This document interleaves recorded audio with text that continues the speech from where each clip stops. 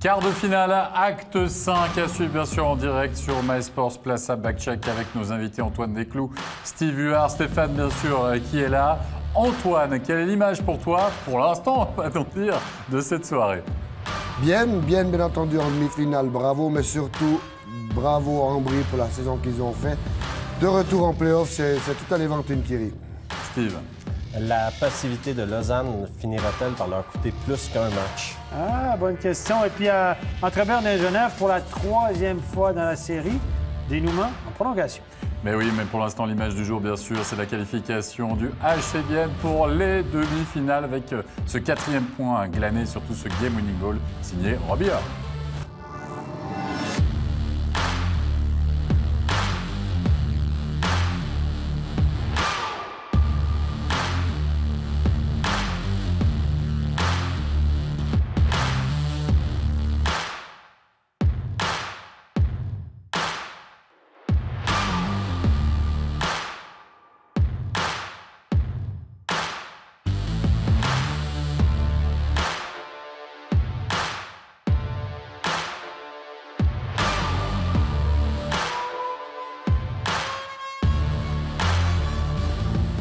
Allez messieurs, on va commencer avec la rencontre entre le Lausanne Hockey Club et Langnau. La possibilité à Malais 2.0 tout simplement de composter pour les Lausannois leurs billets pour les demi-finales. L'occasion était belle. Avait-il fait le plus dur?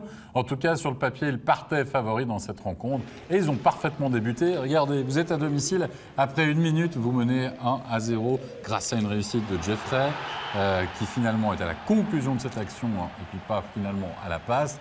Et là, Antoine, on se dit, tous les voyants sont au vert, c'est parti, Lausanne va dérouler tranquillement.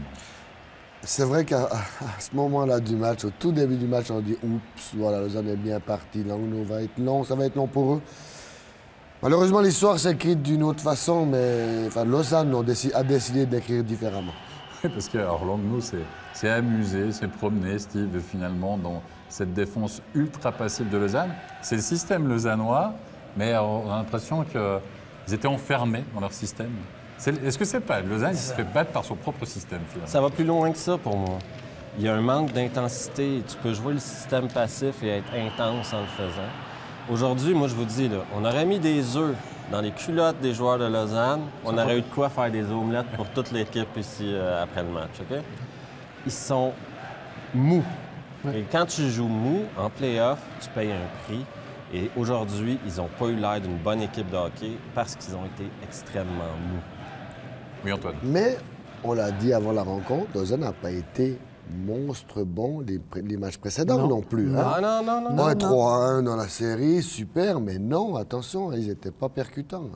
On a vu Diem, on a vu Hello, évidemment, permettre à Langnau de virer en tête en première période. Puis en deuxième période, on s'attend à une réaction. Vous êtes à domicile, franchement, vous êtes mené de 1, vous êtes averti là.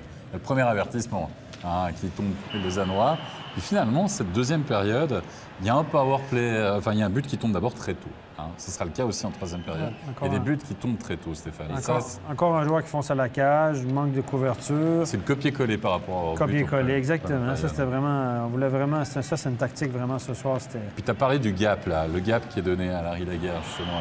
Encore une fois, j'ai fait des analyses entre le premier et deuxième tiers, deuxième, troisième tiers, montrer la passivité, l'espace qu'on a dans zone neutre. On recule trop.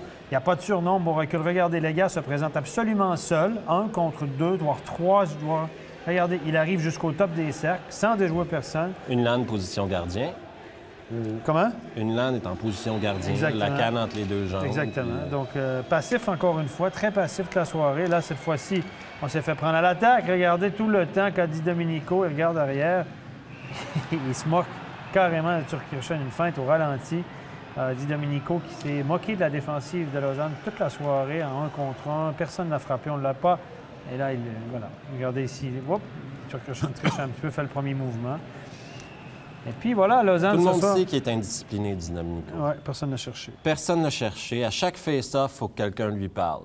Il faut que quelqu'un lui demande comment ça va avec sa femme, comment ça va avec ses enfants, comment il trouve son temps en langue nord. T'as pas hâte de te retourner au Canada? T'as pas hâte de retourner chez vous? T'es-tu acheté un chalet, un petit chalet de chasse, quelque chose? Qu'est-ce qui se passe avec toi? Ça se fait pas, ça c'est des idées reçues. Mais il faut que tu parles à ce gars-là pour le faire sortir. Et à chaque face-off, c'est un coup de canne sur les pads, un coup de canne sur les patins. Dans le coin, c'est une petite poussée de plus et... Eh ben, Ils c'est ont pas ce laissé qu'a fait jouer. Lausanne ce soir. Moi, je vous propose d'écouter la réaction à l'issue de cette défaite. On va écouter celle du capitaine finalement du Lausanne Hockey Club. On va écouter Étienne Froidevaux. Étienne Froidevaux, défaite dans cet acte 5 à Malais, dans un match qui ressemblait étrangement à l'acte 1. Vous ouvrez le score et ensuite vous perdez pied. Est-ce que vous avez de la peine à apprendre de vos erreurs? Il a l'air un petit peu, mais je pense... on dit toujours la 4e victoire, c'est la plus difficile. Et puis pour nous, c'était le cas. Je pense qu'eux, ils ont bien joué. Nous, on n'a jamais trouvé une recette pour comment battre leur jeu. Et puis, celui-là, il fait un petit peu mal, mais ça, c'est les playoffs. C'est des up and downs. Nous, on savait exactement au début des playoffs que ça ne va pas être facile, qu'ils vont battre jusqu'à la dernière minute. Et puis, c'était comme ça. C'est toujours 3-2 et puis on a toujours tous les cartes dans les mains. Mais je pense comme le premier match, ça peut être une leçon pour nous. Il va falloir apprendre des leçons désormais pour le Lausanne Hockey Club parce que oui, il y a 2 atouts encore dans la manche du côté lausannois. Bien Ambry, même configuration finalement que Lausanne ce soir, la possibilité bien de l'emporter à domicile et de rejoindre les demi-finales. Et là où Lausanne a échoué, Bienne va réussir finalement son coup. Pourtant, attention, rien n'a été simple, ça a été serré dans cette rencontre. Il y a eu un véritable barreau d'honneur des Léventins et surtout cette réussite, Antoine Desclous signé Trisconi, l'accélération et le tir qui va trouver la lucarne. Il s'est déjoué de tout le monde là, quand il a été mettre ce but. On s'est dit, ouais, qu'est-ce qu'Ambry va réussir à faire? Parce que, je l'ai dit en ouverture, ça fait plaisir de voir Ambry griffer les patinoires pour des playoffs. Hein. Ils sont toujours en playoffs d'habitude. Et là, c'était waouh, qu'est-ce qu'Ambry va réussir à faire? Ou est-ce que Bienne va réussir à se qualifier? Superbe but signé, en effet, Trisconi du côté d'Ambry Piotta. Ambry parfaitement lancé, mais surtout Bienne qui va réussir à réagir très rapidement. Regardez Damien Brunner, le move qui s'amuse. Il est pas mal celui-là. Et contre Plastino en plus, là, c'est pas. Non, c'est Plastino qui a un défense, je suis pas sûr. En tout cas, bref, ouais, c'est Plastino. Mais c'est Plastino. Ouais, donc il se moque de lui carrément. Écoutez, Damien Brunner était un petit peu en panne. Ça fait 25-30 matchs qu'on ne le voit pas. Il y a 4 buts à ses 26 derniers matchs. Premier but en play-off. Mais là, il en a marqué un important. Hein? C'est le genre de joueur de talent comme ça qu'il y a des bons, des up and down, comme on dit. Puis là, tout à coup, il te marque un but qui peut faire la différence. Tant mieux pour Bienne. Hein? On les prend quand ils passent. Oui, en effet. Puis celui-là, il est important à noter qu'il y a un but qui a été annulé pour Ambry Piotta pour une grosse faute, justifiée, et puis annulé à juste titre. Et qu'on se rend en deuxième période avec le game winning goal. Peu de buts dans cette série. À part ça, ça a toujours été des assez petits scores. Et finalement, c'est le 2-1 signé Rowe, Bierl avec Fuchs et un Benjamin Conze qui doit capituler pour la deuxième fois. Un peu petit, là, peut-être, le gardien d'Ambry. Mauvais revirement. Déjà revirement en zone neutre. Regardez, il est déporté, il est obligé de se déplacer face. Il regardait derrière le but en se retournant. Bon, c'est un bon tir quand même. Mais cette ligne-là a été vraiment la meilleure ligne de Bienne. Avec Fuchs. Oui, je pense qu'il faut relever. Bienne n'a pas été bon. Les étrangers n'ont pas été bons pendant les playoffs. Là. Il y a un monsieur qui a été extraordinaire, c'est Fuchs. 5 ou 6 points. 5 points sur... C'est lui qui était le plus à l'aise, qui a eu moins peur ou qui était le plus tranquille pour affronter Ambry, pour qualifier Bienne. C'est monsieur Bienne pour ses quarts de finale. Monsieur Bienne pour ses quarts de finale. En effet, justement, on va l'écouter à l'interview. Écoutons tout de suite la réaction à l'issue de cette qualification, la réaction de Jason Fuchs. Jason Fuchs, vous voilà qualifié pour ces demi-finales, mais Ambry a été accrocheur jusqu'à la dernière seconde. Ouais, je pense qu'il faut leur donner du crédit. Ils ont joué une très bonne série, une très bonne saison en général. Donc, félicitations à eux. Mais maintenant, je pense que les matchs sont joués à pas grand-chose. On a été un peu supérieur, je pense, dans les matchs qu'on a gagnés. Donc, dans l'ensemble, je pense que c'est mérité. Vous êtes un peu meilleur sur les 4 matchs que vous avez gagnés, mais dans quel secteur ça se joue vraiment? Ouais, devant le but, je pense qu'on a mis au fond les pucks qu'on avait à mettre au fond. Eux, un peu moins. C'est peut-être aussi grâce à Hiller au but, qui a très bien joué. Donc, une série très tendue. On est super content de pouvoir passer ce tour. Et question personnelle, vous avez brillé, vous, dans cette série? Ouais, ça fait plaisir d'apporter ce plus offensivement à l'équipe, de pouvoir marquer, de pouvoir aider l'équipe comme ça. C'est super pourvu que ça continue et pourvu que le succès de l'équipe continue. Merci beaucoup, Jason Fuchs. Voilà pour cette réaction, évidemment, à la joie de Jason Fuchs d'être qualifié pour les demi-finales. Berne-Genève, le quart de finale le plus indécis. Et ça continue puisque d'ici quelques instants, les prolongations vont débuter. Mais juste un rapide rappel, bien sûr, de ce qui se passe pour l'instant du côté de la PostFinance Arena. En première période, il n'y a pas eu de but, c'est une question de charge. Il y a eu un boarding, il y a surtout eu une charge de Rubin sur Gaëtan Haas qui a pris le train. Hein, c'est l'expression que nous a dit Steve Huard. Le train de 6 heures, c'est ça. Ce n'était pas 6 heures, mais en tout cas, il a pris un joli coup dans les dents. C'est 8h15. Ça n'a pas été son match, parce que vous allez voir Daniel Rubin qui arrive, bim. Voilà. S'il le voit arriver, il ne se protège pas de l'épaule, et puis il a dit, oh mon Dieu, j'arrive plus, j'ai plus le temps de me tourner. Je le chope, ça fait mal à la gorge. Et le pauvre Gaëtan Haas, à part ça, et on en a parlé sur le plateau, Stéphane, tantôt, il va aller bloquer un tir, parce que c'est un des joueurs stars de notre championnat qui bloque des tirs. Il va recevoir ce puck exactement, directement sur le poignet. Il n'a pas réapparu au jeu. Pas réapparu, regardez, il a reçu un puck directement sur la main. C'est un joueur phare qui bloque des tirs, regardez, technique parfaite. Il n'a pas de chance, c'est-à-dire à un moment donné, le puck peut toucher, puis les gants, on sait que c'est parfois très fragile, ça ne protège pas comme on voudrait. Et puis, il a été touché à une main, il n'a pas réapparu. Donc, ça peut être une très mauvaise nouvelle pour Berne, évidemment. Ça va obliger l'entraîneur de Berne à remodeler ses trios. En effet, joueur de centre en ce qui concerne Gaëtan Haas. On est en deuxième période, Berne qui va virer en tête, qui va marquer même 2 buts par qui? Inévitable Gracie. On parlait parfois des hommes providentiels sur ce plateau. Je suis désolé, messieurs, mais il était déjà buteur samedi du côté de Genève.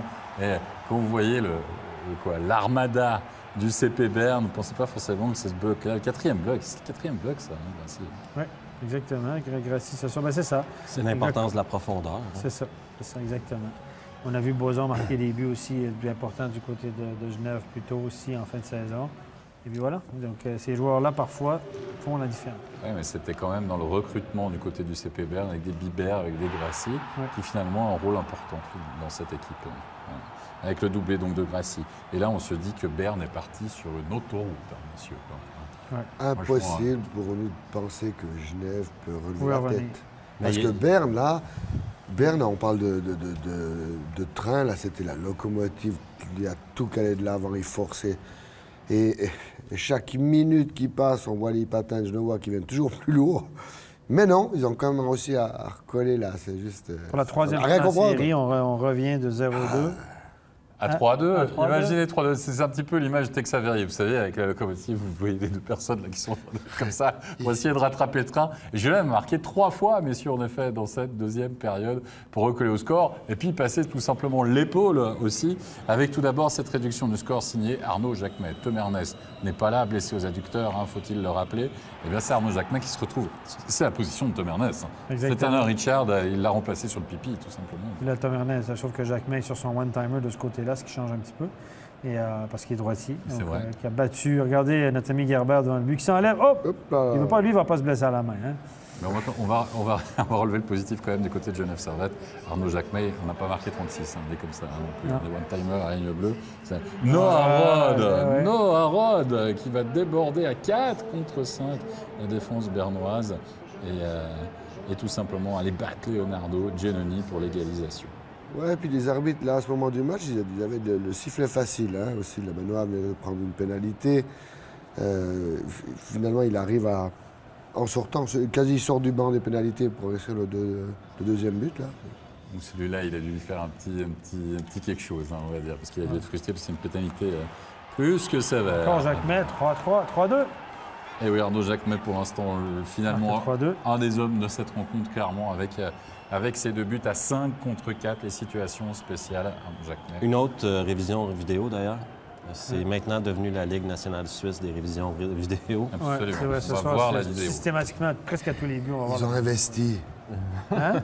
Ils ont investi, il faut rentabiliser. C'est par minute, ça? Il y a des tablettes maintenant. C'était jaloux. Stéphane, ils voyaient ta tablette, ils ont dit « Ouh !» Nous aussi, à chaque fois, on veut le faire. Allez, le CP Berne qui va quand même recoller finalement à 52e minute de jeu, le 3 partout, signé André Heim, encore une fois. Et c'est pas les stars qui marquent du côté de... Il marque ici, Là, c'est une mauvaise relance de Volmin. Volmin a paniqué un petit peu, regardez. L'entrée de zone, il a le puck sur sa canne, regardez bien. Là, Ah, hop, il dégage directement sur la canne d'Andréheim. Joueur de centre de 4e trio, un jeune joueur 21 ans, grand bonhomme. C'est un joueur de profondeur. Et ça, celui-là, il va jouer longtemps en Liga. Je vous le garantis, là, le profil. Jeune professionnel du côté de Berne. Et ça va nous amener vers la prolongation. Oui, la prolongation, on va la rejoindre d'ici quelques instants puisque c'est parti depuis 2 minutes à peu près. Il y a toujours 3 partout, pas de but évidemment, sinon on entrerait live du côté de la capitale. On va récapituler les résultats. Pas définitif, vous l'avez compris, en ce qui concerne le match entre Berne et Genève Servette, mais c'est surtout la qualification dans la série de Bienne qui rejoint donc Zug, qualifié pour les demi-finales. Et puis 3-2 désormais dans la série entre Lausanne et Langnau. Au niveau du tour de placement, messieurs, rappelez-vous, on joue quand même ce tour de placement, c'est important d'en parler de temps en temps. On va peut-être juste montrer les résultats, pas beaucoup d'images, mais en tout cas, il y a eu un retour un petit peu difficile pour un certain Arnaud Delcourteau du côté des Grisons. C'était compliqué. On va voir les résultats justement de ce tour de placement, puisque Davos s'est amusé avec Zurich ce soir, une victoire 6-1, puis la victoire de Fribourg-Gotteron. 4-2 du côté de Rapperswil. Et puis on jouait aussi l'acte 2 de la finale de MySports League avec ce derby valaisan. Et c'est Valais Chablais qui a égalisé 1-1 en l'emportant 4-1 ou 5-1. Je n'ai pas eu le score définitif. En tout cas, c'était 4-1 à quelques minutes de la fin de la rencontre. Voilà, vous savez à peu près tout. On se retrouvera bien sûr jeudi soir, vous l'avez compris, pour une nouvelle soirée de Play-off de National League et l'acte 6.